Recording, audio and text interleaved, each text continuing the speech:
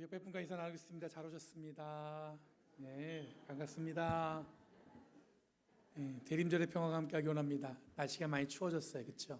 겨울이 순식간에 와버렸어요. 자, 사랑하는 여러분, 대림절 첫째 주일입니다. 다시 오실 주님을 기다리는 이 절기에 불가능해 보이는 현실 속에서도 여전히 이 평화를 꿈꾸는 여러분에게 주님의 은혜가 가득 임하시기를 간절히 기원합니다. 그럼 대림절은 단순히 어떤 이 성탄절을 기다리는 그 어떤 그 분위기를, 그렇죠? 막 트리 만들고 막 그런 준비하는 시간이 아닙니다. 이미 오신 주님과 다시 오실 주님을 기다리면서 우리의 마음을 다시 정돈하고 깊은 어떤 영적인 시간을 그렇게 보내는 시간이라고 보시면 됩니다. 그럼 대림절에 늘 우리에게 묻는 질문은 똑같은 것 같아요. 늘 어떤 질문을 하냐면, 너는 지금 무엇을 기다리고 있느냐? 그리고 세상이 흔들릴 때 이때도 너희는 하나님의 평안을 여전히 꿈꾸고 있느냐? 또 마지막으로는 사람들이 불가능하다고 하는 것들을 포기하지 않고 있느냐? 그러는 거죠. 이거에서 계속 묻고 있는 거예요. 오늘 교회력에 보면은 이런 교회력의 본문이 4가지 본문이 있습니다. 그 중에 제1독서는 이사야 말씀인데, 그 말씀은 대림절의 가장 큰 비전을 보여줍니다. 그리고 오늘 읽은 오늘 본문은 제2독서 로마서 13장 말씀입니다. 이거는 우리가 신앙생활에 있어서 그 비전을 어떻게 실천할 수 있는지에 대해서 이야기하고 있습니다. 지금 우리들이 살아가는 시대를 보면 평화를 말하는 게 쉽지 않습니다. 물론 지금 우리들이 여기서 전쟁을 경험한 건 아니죠. 그렇지만 여전히 우리가 들리는 소식에 보면 전쟁은 멈추지 않고 군비 경쟁은 더 치열해지고 세계 곳곳에 첨단 무기들이 개발되고 있습니다. 한국도 이제는 어떤 나라라고 얘기하냐면 글로벌 어떤 무기를 수출하는 강국이 되었다는 뉴스를 접할 때가 있습니다. 이런 소식을 들을 때 저는 마음 한켠에 약간 쓸쓸한 마음이 들어요. 군인, 군비, 이것들이 아직도 이 사람들한테 굉장히 큰 비즈니스처럼 엮여지는 것 같아서 마음이 좀 그렇습니다. 열강들은 유사시 언제든지 전쟁에 동원될 수 있는 힘을 과시합니다. 그리고 마치 전쟁이 정치적인 거래를 위한 압박수단으로 사용하는 걸 보면 여전히 우리들은 전쟁의 위협에서 벗어나지 못하고 있다는 생각이 듭니다. 여러분, 전쟁은 뉴스가 아니라 현실입니다. 누군가는 죽고 가족들은 흩어지고 도시가 사라지기도 하고 아이들이 울부짖습니다. 이런 전쟁의 한복판에서 평화를 말하면 기대와 희망을 갖게 하는 것도 필요하겠지만, 한편으로는 이런 기대는 허황된 텅 빈 부르짖음으로 들릴 수도 있습니다. 대림절은 바로 이런 자리에서 시작됩니다. 불가능해 보이는 현실 한복판에서, 그곳에서 하나님은 우리에게 묻습니다. 그래도 너는 평화를 여전히 기다리겠느냐? 사람들은 불가능하다고 말해도 너는 여전히 그런 꿈을 꾸겠느냐? 여러분, 제1독서인 이사야 2장에 보면 대림절 전체의 큰 방향을 보여줍니다. 이사야 2장 4절이 이렇게 나옵니다. 그들이 칼을 쳐서 보습을 만들고 다시는 전쟁을 연습하지 않을 것이다. 이 예언은 평화가 조금씩 이루어지고 있을 때가 아니라 그 당시는 정쟁의 공포가 가장 심했던 시간에 선포된 말씀이었어요. 기원전 8세기 북이스라엘이 이미 멸망했습니다. 그리고 남유다도 역시 강대국 사이에서 흔들리던 시대였습니다. 지금 우리 시대처럼 불안과 전쟁의 위기가 가득한 현실이었습니다. 모두가 무기를 더 만들고 군대를 더 강하게 해야 한다고 말하던 바로 그 순간에 하나님은 이사야를 통해서 세상에서 전혀 상상할 수 없는 말씀을 주신 것입니다. 칼을 쳐서 보습을 만들라. 이 말은 상식적으로 불가능한 말이었습니다. 불안하고 언제든지 전쟁이 일어날도 이상하지 않을 만큼 그런 시대에 칼을 농사짓는 도구로 만들라는 거예요.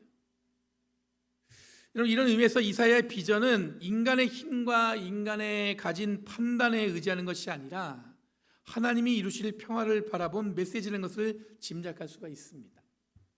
그 전쟁을 준비해야 되는데 전쟁에 쓸 도구를 농기구로 만들라는 게 이게 설득이 되겠어요?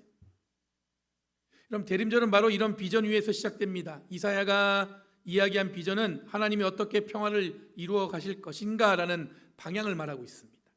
불가능한 것이 가득할 때 하나님의 가능성을 여기는 것, 이야기하는 것, 이것이 우리들이 기억해야 될 비전, 곧 대림절이 우리가 생각해야 될 비전입니다. 예수님을 기다린다는 의미는 지금 우리들이 고백하는 구원에 대한 소망보다 확장된 기대와 꿈을 꾸는 시간이라는 점을 기억해야 합니다. 예수 믿으면 구원받죠. 여러분들은 그럴 때 개인의 구원만 생각하잖아요. 그런데 여러분, 대림절은 이 한 사람의 구원만을 위한 게 아니라, 이 교회 안에서 이야기하는 이 구원의 개념이 아니라, 대림절의 기다림은 온 세상을 전쟁과 억압에서 벗어나는 진정한 평화의 왕으로 오시는 주님을 기다리는 시간인 점을 기억해야 합니다. 오늘 읽은 본문 11절에 보면 바울은 이렇게 말합니다. 여러분은 지금 어느 때인지 압니다. 잠에서 깨어나야 할 때가 벌써 되었습니다. 지금은 우리의 구원이 우리가 처음 믿을 때보다 더 가까워졌습니다. 여기서 때라는 말은 헬라어로 카이로스라는 단어를 사용했습니다. 이는 단순한 시간의 의미 아니라 하나님이 일하시는 결정적 순간을 의미하는 거예요. 또한 카이로스는 준비된 자가 유일하게 붙들 수 있는 시간이라는 개념을 가지고 있습니다. 시간은 그냥 휙 지나가잖아요. 근데 카이로스 시간은 뭐냐면 준비된 자가 어떻게 할 수 있어요? 붙들 수 있는 시간이에요. 하나님이 일하시는 결정적인 순간을 붙들 수 있는 준비하는 것이 때를 아는 것이라고 바울은 표현하고 있습니다. 그러니까 시간은 그냥 흩어져서 훅 가버리는 게 아니라 그 시간을 붙들 수 있는 믿음을 갖고 우리가 하나님과 마주하는 것, 이게 바로 카이로스, 그 때를 잡아라, 그 뜻이에요. 그리고 잠에서 깨어나라는 말에는 잠은 펠프노스라는 헬라어를 사용했습니다. 이것은 영적인 무감각, 하나님 나라의 시야를 잃었을 때 상태를 뜻합니다. 다시 말해서 시대를 읽지 못하고 믿음이 흐릿해진 사람들에게 눈을 떠라, 지금은 깨어 있어야 할 때라고 부르시는 것입니다. 어쩌면 삶이 분주하죠. 그러니까 우리가 그런 건 잘 못 볼 때가 있죠. 그럴 때 쓰는 말이에요. 잠에서 깨어나라. 이런 준비되지 않았지만 하나님 나라의 시야를 잃어버린 상태에 있었지만 눈을 뜨게 해서 이때가 바로 하나님의 때임을 알게 하는 것을 바울은 구원이라는 지속적인 삶을 통해 우리들이 붙들어낼 수 있는 희망의 시간으로 바울은 소개하고 있습니다. 이 순간 곧 붙들어낼 수 있는 기대와 무감각한 시간을 희망의 시간으로 바꾸는 그 시간이 바로 대림절에 우리들이 기다리는 이사야가 선포한 비전이 실현되는 그 시간을 마주하는 시간이라는 것입니다. 그럼 바울은 계속 말하고 있습니다. 밤은 깊고 낮이 가까웠습니다.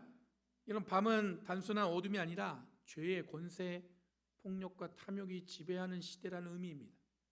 로마 제국의 현실처럼 지금도 이 시대의 밤이 깊어 보이는 것처럼 느껴질 수 있습니다. 그런데 바울은 동시에 낮이 가까워졌다고 얘기하고 있어요.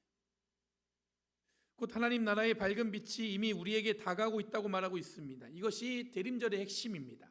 어둠은 인정하지만 그 어둠이 전부가 아니라는 사실을 믿는 것이 신앙이에요.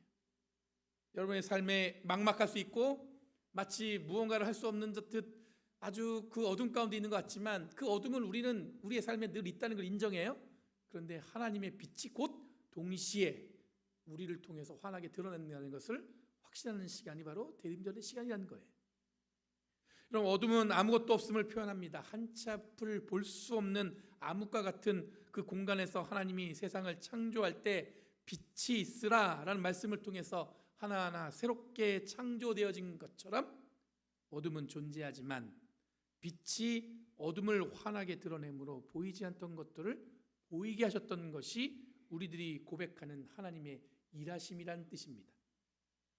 그럼 로마의 어둠 그리고 우리들이 마주한 막막한 삶의 어둠, 이 둘의 비슷함은 하나님이 없는 것처럼 구는, 마치 세상에 자신들이 왕인 것처럼 구는 그런 현실들을 말하는 것입니다. 바울은 여러 대조를 통해서 우리의 현재를 설명합니다. 잠듦과 깨어남, 밤과 낮, 어둠의 행실과 빛의 갑옷. 이 대조는 단순한 도덕적인 어떤 윤리를 얘기하는 게 아닙니다. 당시 로마는 부와 권력, 술 취함과 쾌락과 성적인 문란과 지배와 그런 것들이 문화의 일상이었습니다. 정복 정쟁으로 이들은 다양한 문화를 흡수했어요. 그 로마가 그 정의를 세워간다는 뜻으로 팍스 로마 들어보셨죠? 그들이 얘기하는 로마의 어떤 평화를 만들어냈습니다. 이들이 드러낸 평화는 진정한 평화가 아니었습니다. 그들이 누리는 힘을 의지하는 가짜 평화였습니다. 자기들이 점령한 나라의 신들을 모두 자신들의 황제 아래 놓고, 그러니까 나라를 점령하면 그들이 섬기는 신을 자기가 섬기는 자기들의 황제보다도 낮은 위치에 놔요. 그리고 황제가 더 높은 신이라고 그렇게 믿게 만듭니다. 그리고 황제 숭배를 강요했죠. 그리고 그것은 로마 황제가 가장 큰 신이라고 여겼던 이들에게 자리했던 가장 큰 그들의 문제는 뭐냐면 자기들이 최고라고 부르짖는 교만함이었습니다. 바울은 그것을 뭐라고 불렀냐면 밤이라고 불렀어요. 그리고 스스로 십자가에 죽기까지 우리를 사랑하시고 자기를 비워내신 그리스도를 따르는 삶을 낮이라고 부르고 있습니다. 문제는 우리들도 로마와 비슷한 세상 속에 살고 있는 것 같습니다. 세상의 가치, 문화, 경쟁의 논리, 힘의 질서가 우리의 삶을 계속 압박합니다. 기독교인으로서 좀 다르게 살고 싶은데 세상은 우리를 더 몰아붙이고 있는 것 같습니다. 그래서 신앙은 늘 긴장 속에 있어요. 한쪽에서는 우리들을 어둠으로 끌어당기는 것 같고 다른 한쪽에서는 우리를 빛으로 부르는 것 같습니다. 이 가운데 바울이 이야기하는 건 뭐냐면 단지 지금이 어떤 때인지를 보라 이렇게 얘기하고 있어요. 그리스도인들은 시대를 읽을 줄 아는 사람입니다. 어둠 속에서도 낮의 기적을 알아차리는 사람입니다. 사람들은 어둡다고 얘기하고 희망이 없는다고 얘기하지만 그 가운데서 우리는 기가 막히게 하나님의 때를 알아볼 수 있는 눈을 가지는 그런 깨움을 갖는 그런 절기, 그게 바로 대림절이라고 볼 수가 있습니다. 바울은 구체적으로 이야기합니다. 12절에 그러므로 어둠의 행실을 벗어버리고 빛의 갑옷을 입읍시다 이렇게 얘기하고 있어요. 여기서 벗어버리고는 아포티테멘이라는 단어를 사용했단 말이에요. 그 말은 완전히 떼어놓다, 단절한다 그런 의미가 담겨져 있어요. 즉 옛날의 자화와 어떻게 하는 거예요? 결별한다는 의미예요. 그러니까 여기서 벗어버리고 이 얘기는 뭐냐면 완전히 내 삶에서 그걸 다 어떻게 하는 거예요? 떼어놓는 거예요. 더 이상 그것이 나에게 어떤 영향을 미치지 않는 그냥 그런 걸로 떼어놓는다는 뜻이에요. 빛의 갑옷은 호폴라투 토포스라는 단어로 사용했습니다. 이 아름다운 장식이 아닙니다. 이거는 전투적인 이미지예요. 우리는 어둠의 유혹을 그냥 물리치는 것이 아니라 영적인 전투로 치료해야 한다는 뜻이기도 합니다. 세상은 전쟁을 위해서 무기를 들고 설쳐대지만 우리들의 무기는 어떤 거냐면 갑옷. 이 갑옷은 이 전쟁에 사용하는 갑옷과 다른 하나님의 빛이 우리에게 갑옷이 된다는 뜻입니다. 그리고 바울은 이어서 로마의 어떤 타락상을 13절에 그대로 지적합니다. 호사한 연애와 술취함, 은행과 방탕, 싸움과 시기에 빠지지 맙시다. 이것은 단순한 윤리적인 금지가 아니라 밤의 문화에 벗어나 낮의 문화로 살아가라는 부르심입니다. 그리고 나서 바울은 이 단락의 핵심을 이렇게 선언합니다. 주 예수 그리스도의 옷을 입으십시오. 여기서 옷을 입다, 엔디오라는 단어를 사용했습니다. 고대의 가장 강력한 정체성의 언어입니다. 어떤 옷을 입었냐? 그건 무슨 뜻이냐면 그 사람의 정체성, 아이덴티티예요. 어떤 옷을 입었다는 것은 나는 누구인가, 어디에 속해 있는가를 드러내는 행위였습니다. 그리고 주목할 것은 바울의 신학적인 순서입니다. 바울은 먼저 죄를 버리고 나중에 그리스도의 옷을 입는다 이렇게 말하지 않아요. 죄를 먼저 버린 다음에 예수 그리스도의 옷을 입어라 그렇게 얘기하지 않아요. 정반대입니다. 그리스도의 옷을 입어라. 그래야 죄의 습관을 벗어낼 힘이 생긴다. 이 말은 은혜가 먼저란 뜻입니다. 그리고 그리스도인의 정체성이 먼저란 뜻입니다. 그리고 변화는 나중에 일어나는 거예요. 신앙은 완벽함에서 출발하는 것이 아닙니다. 신앙은 은혜에서 출발합니다. 어제 실패했어도 오늘 다시 그리스도의 옷을 입으면 되는 거예요. 오늘 마음이 무너졌어도 내일 다시 그리스도의 옷을 입으면 됩니다. 오늘 넘어진 사람도 내일 다시 그리스도의 옷을 입으면 된다는 뜻입니다. 그래서 바울은 뭐라고 고백하냐면 나는 날마다 죽노라 이렇게 고백하고 있어요. 죽는 것은 끝이 아니라 새롭게 시작하는 능력이라는 것입니다. 옛 자아는 날마다 죽고 그리스도는 날마다 새롭게 우리 안에서 살아난다는 뜻입니다. 이게 얼마나 은혜로운 얘기예요. 이런 바울이 말한 그리스도의 옷을 입어라, 이 말은 매일의 수행, 매일의 선택입니다. 대림절은 바로 이 날마다 다시 살아나는 신앙을 배우는 절기라는 뜻이에요. 여러분 실패할 수 있어요? 언제든지 늘 승승장구 있어요? 아니, 안 그럴 수 있죠. 신앙생활하다가 무너질 때 있어요. 열심을 내다가 어느 순간에 그 열심이 무너지는 그런 허무함을 경험할 때도 있어요. 그런데 괜찮습니다. 다시 그리스도의 옷을 입으시면 되는 거예요. 하나님의 은혜가 먼저예요. 은혜가 먼저 우리를 사랑하신다고 말씀하신 거예요. 그걸 잘 기억한다는 뜻이에요. 그렇다면 우리가 기다릴 평화는 무엇입니까? 첫 번째는 세상의 평화입니다. 전쟁이 멈추고 칼이 보습이 되고 폭력이 사라지는 날, 이사야가 말한 칼을 쳐서 보습을 만드는 그런 날을 말하는 것입니다. 세상의 우선 가치가 전쟁을 통한 착취와 이익이 아니라 서로가 서로를 보호하려는 안전장치를 우선하는 그런 날을 기대하고 노력해야 합니다. 잘 아시는 것처럼 인류는 큰 전쟁을 치르고 나서 이 안전장치를 만들어서 서로가 서로를 지원하는 노력을 하려고 합니다. 대표적인 게 여러분도 유엔이죠. 예전 같은 무게는 아니지만 여전히 우리를 통해 하나님이 세상의 평화를 위해서 노력하는 열매들을 보여주셨습니다. 그런 것을 우리가 확신을 갖고 살아야 돼요. 우리가 이렇게 실패했었잖아요. 우리는 전 세계가 전쟁에 여러분도 2번이나 큰 전쟁을 치고 나서 우리의 힘으로 유엔이라는 걸 만들어서 어떻게든 평화를 지켜보려고 노력하는 그런 노력이 있어요. 여러분, 오늘날 칼이 보습이 되는 것은 무엇인지를 살피시고 이를 위해서 우리들은 헌신해야 됩니다. 어떻게 하면 갈등하지 않고 평화를 이루어가시고 있을까? 둘째는 교회의 평화입니다. 하나님 나라 공동체 안에서 상처와 오해가 치유되고 서로를 세우는 평화입니다. 말로는 쉽지만 이런 교회 평화도 쉽지 않습니다. 주일을 보내면 교인들의 표정과 상황들이 제 머릿속에 입력이 됩니다. 여러분들 이렇게 만나면서 얘기하다 보면 여러분들과 나눴던 그 표정 이런 것들이 제 마음에 각인해 기억에 남아요. 이 목사님 너무 예민하게 구는 것처럼 이렇게 예민해셔 이렇게 볼 수 있는데 잠깐의 대화나 표정과 느껴지는 뉘앙스를 통해서 한 주 동안 많은 생각을 하게 됩니다. 뭐가 문제였을까? 어떻게 해야 할까? 혹시 그런 건 아닐까? 뭐 그렇게까지 하나 싶겠지만 목사가 교회 안에서 평화를 만들기 위한 노력이에요.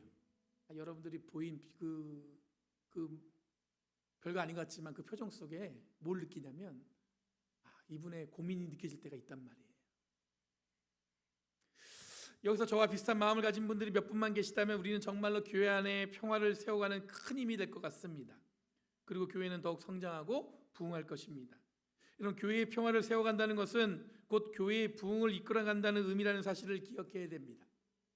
예민하게 구는 것이 아니라 어떻게 사랑을 나타낼 수 있을까라는 것을 고민하고 그리고 그 이 고민을 통해서 우리는 어떻게 해요? 평화를 세워가는 거예요. 셋째는 내 마음의 평화입니다. 이것이 어쩌면 가장 고독한 전쟁입니다. 두려움, 염려, 상처, 비교, 죄책감, 날마다 살면서 주어지는 다양한 감정들입니다. 아침에 기분이 좋다가도 저녁에 우울해질 때가 있습니다. 갑자기 두려움이 몰려오고 어찌할 바를 모를 때가 있습니다. 나만 잘하면 되는데 이게 나만 잘한다고 되는 게 아니에요. 옆에 그 사람이 평화롭던 마음을 휘저어놓고는 자기는 아무 일 없는 것처럼 굴면 어때요? 속 터집니다. 이게 제가 아주 그냥 유화해서 말한 거예요. 속만 터져요. 내 마음의 평화는 어쩌면 포기와 기대하지 않는 마음 그리고 최대한 자기 자신을 사랑하려는 노력으로 가능할지 모릅니다. 여기서 주님이 동행하신다는 확신이 있다면 더할 나위가 없어요. 그런데 속 터지면 가까이 계시던 주님이 안 보일 때가 많아요. 근데 여러분들 쉽지 않다는 뜻이겠죠. 무너진 평화 속에 주님을 찾는 것은 더 어렵게 느껴질 수 있습니다. 바울은 마지막으로 이렇게 말합니다. 정욕을 채우려고 육신의 일을 꾀하지 마십시오. 여기서 꾀하다는 프로노이스테라는 헬라어를 사용했어요. 이거는 뭐냐면 계획하다, 준비하다. 이 꾀하다는 게 그런 뜻이에요. 계획하다, 준비하다. 근데 이것은 뭐냐면 죄를 짓는 순간보다 죄를 준비하는 순간이 더 위험하다는 뜻이에요. 하나님은 우리의 불가능에서 하나님의 가능을 이루어 하시려고 우리를 부르셨습니다. 그래서 우리 이 대림절은 그런 시간에 하나님이 우리에게 말씀하고 있는 거예요. 불가능해 보여도 굳꿈을 버리지 말아라. 하나님은 반드시 이루신다. 세상의 평화를 누리려고 노력해라. 교회 안의 평화를 누리려고 노력해라. 그리고 너 자신이 주님의 평화 가운데 있기를 원하라. 사람들은 말합니다. 평화는 불가능하다. 사람은 변하지 않는다. 상황은 달라지지 않는다. 제가 제일 싫은 얘기 중에 뭐냐면 머리 검은 짐승은 거두지 않는다. 뭐 이런 얘기 하잖아요, 사람들이. 저는 그게 가장 싫어요. 그게 뭐냐면 자기 그냥 중심에서 하는 얘기잖아요. 그러나 대림절은 다르게 말합니다. 사람으로 할 수 없으나 하나님이 그 일을 하신다. 그래서 우리는 오늘도 평화를 연습해야 됩니다. 세상이 전쟁을 준비할 때 우리는 평화를 준비하고, 세상이 경쟁을 연습할 때 우리는 사랑을 연습해야 됩니다. 세상이 움켜쥐려고 할 때 우리는 나누는 법을 배우고, 그래야 여러분들 우리는 보이는 현실이 아니라 오고 있는 하나님 나라를 기다리는 사람들이 되기 때문에 그렇습니다. 여러분, 밤이 깊었습니다. 그리고 낮도 가까워졌습니다. 그러므로 오늘도 우리 그리스도의 옷을 입으십시오. 이 말씀을 기억하면서 하나님 앞에 서는 마음으로 살아가는 저와 여러분이 되길 간절히 바랍니다. 완벽하게 준비돼야 그리스도의 이 옷을 입는 게 아니에요. 이제 다 됐다. 그럴 날 오지 않습니다. 지금 바로 그리스도의 옷을 입어야, 그게 무슨 얘기냐면 하나님이 주신 은혜를 깨달아야 그 다음부터 우리는 변할 수 있는 거예요. 이런 평화를 연습하는 사람으로 이 땅을 걸어가는 저와 여러분 되길 원합니다.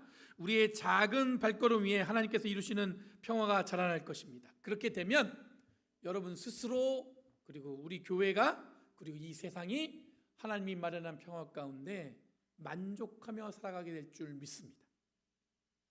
주님의 은혜는 언제든지 여러분들의 삶에 가까이 있어요. 지금도 부르세요. 그 평화에 응답하시는 저와 여러분 되길 원합니다. 기도하겠습니다. 거룩하신 주님, 감사합니다. 변함없는 주님의 사랑과 은혜 가운데 우리의 삶을 붙들어 주시고, 오늘도 변함없는 주님의 사랑으로 우리를 초대하신 주님의 은혜와 사랑을 다시 한번 마음 깊이 새깁니다. 대림절 첫 주 평화를 만들어 간다는 그 부르심에 우리가 스스로 응답하게 해주셔서 어디 있든지 간에 예수 그리스도의 평화와 사랑을 전하는데 몸과 마음을 다하는 저희를 되도록 인도하여 주시옵소서. 날마다 주님이 동행하신 걸 믿사오며 예수님의 이름으로 간절히 기도리옵나이다.